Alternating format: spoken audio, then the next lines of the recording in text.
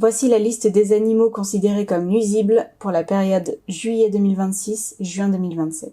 Nous avons donc le lapin de Garenne, le sanglier, le pigeon ramier, la belette, la fouine, la martre, le putois, le renard, le corbeau freux, la corneille noire, la pie bavarde, le jet des chênes et l'étourneau sansonnet. Cette liste autorise la destruction de tout individu observé, peu importe par qui et peu importe les circonstances, tant que le préfet a donné son autorisation. D'ailleurs, j'ai trouvé l'arrêté préfectoral du département de l'Aisne. Je vais donc prendre cet exemple. On nous parle du lapin de Garenne, du sanglier et du pigeon ramier. Je cite l'article 1.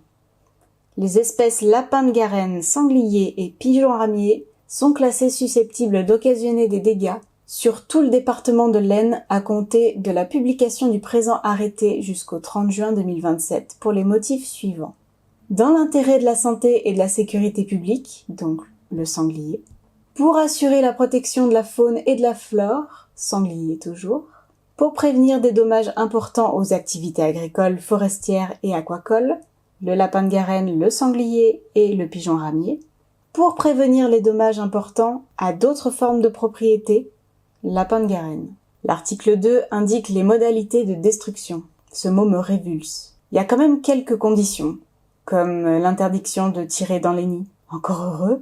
Mais en soi, je trouve les conditions dérisoires face au massacre auquel on va assister pendant toute l'année. Et comme chaque année d'ailleurs. Parce que oui, n'importe qui a le droit d'éliminer ces animaux.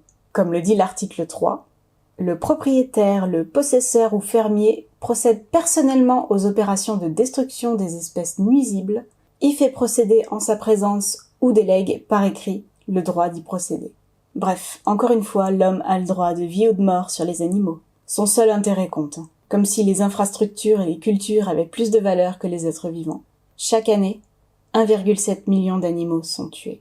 On les piège, on les déterre, on leur tire dessus. Tout ça pour prévenir ce qu'on pense qu'ils feront. Je serais curieuse de connaître le véritable impact d'une espèce comme le renard, par exemple, sur notre confort de vie. Les vrais dégâts qu'il cause sur une année et le coût de ces dégâts. Sachant qu'il existe bien plus d'élevage que nous n'en avons vraiment besoin. Donc si vous avez des informations à ce sujet, je suis preneuse. En attendant, je continue de dessiner les animaux pour qu'on n'oublie pas leur importance dans ce monde.